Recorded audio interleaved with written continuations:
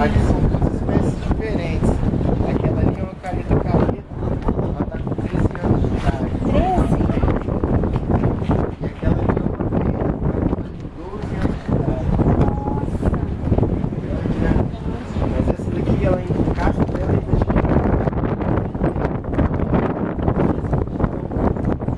Muito tempo, né? em média entre 85 e 120 anos.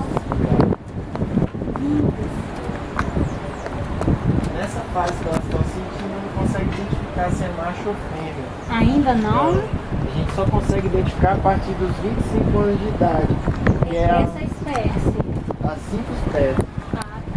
Que ela só se reproduz a partir dos 25 anos de idade. Nossa. Então demora muito tempo mesmo. E o macho tem uma cauda grandona assim.